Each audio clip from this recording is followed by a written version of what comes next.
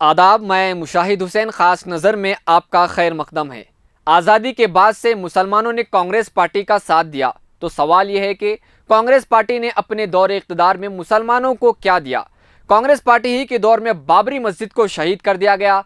Congress party ही के दौर में मुसलमानों की माशी, समाजी, सियासी हालत जानने के लिए सच्चर कमेटी बनाई गई थी। इस सच्चर रिपोर्ट में ये बात वाज़ेह तौर पर सामने आई थी कि भारत में मुसलमानों की हालत दलितों से भी बिछड़ी हुई है।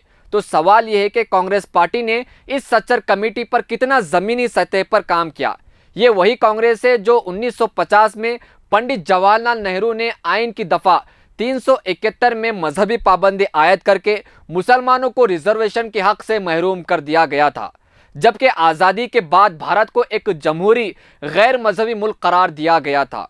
कांग्रेस के पिछले 75 सालों में काफ़ी उतार चढ़ाव देखने में आए हैं, लेकिन आज इतनी कमज़ोर और लाचार कांग्रेस पार्टी को आपने कभी नहीं देखा होगा।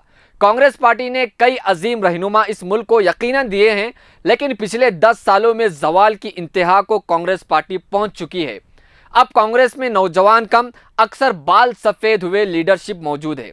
वही कांग्रेस जिसको मौलाना अबुल कलाम आज़ाद, खान अब्दुल गफ्फार खान, मौलाना मोहम्मद अली जौहर, मौलाना हसरत मुहानी और कई उलमा इकराम ने जंग आज़ादी में साथ दिया। लेकिन आज़ादी के बाद से कांग्रेस पार्टी ने मुसलमानों को अपने वोट बैंक के तौर पर इस्तेमाल करते आ रही है और अब कर रही है। और जो मुस्लिम कायदीन कांग्रेस में मौजूद है, इनमें अक्सरियत कांग्रेस के गुलाम हैं। अब हाल ही में कांग्रेस के सीनियर लीडर सीएम इब्राहिम ने कांग्रेस छोड़ने का ऐलान कर दिया है और ये भी इल्ज़ाम लगाया है कि कांग्रेस पार्टी ने गुलाम नबी आज़ाद जैसे कद्दावर लीडर को राज्यसभा की रुकनियत से महरूम रखा है।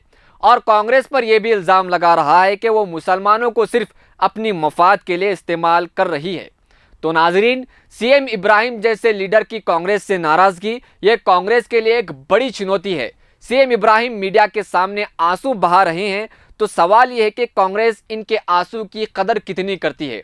तो यहाँ पर यह सवाल भी पैदा होता कि क्या कांग्रेस पार्टी में मुस्लिम कायदीन की कोई हैसियत नहीं है। अब कर्नाटक में देखना होगा कि आने वाले असेंबली इलेक्शन में क्या कांग्रेस का साथ मुस्लिम कायदीन और मुस्लिम अवाम देगी। धीरे धीरे मुसलमानों का एतमाद भी कांग्रेस पार्टी से उड़ता जा रहा है, क्योंकि जब देश में मॉब लिंचिंग, एनआरसी, मस्जिद मंदिर और जातिवाद की सियासत में इजाफा हुआ तो उस वक्त मुसलमानों का कांग्रेस पर ज़्यादा भरोसा था। लेकिन कांग्रेस के रवैये ने मुसलमानों को बहुत मायूस किया है।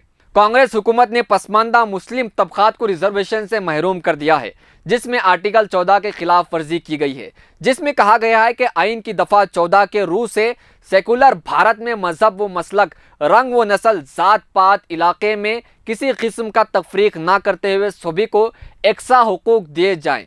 आज मुसलमानों को आंखें खोलने की ज़रूरत है कि हकीकत में जमहूरियत और आइन के कातिल कौन लोग हैं और सबसे पहले जमहूरियत को कत्ल करने का काम किसने किया है और क्यों किया है।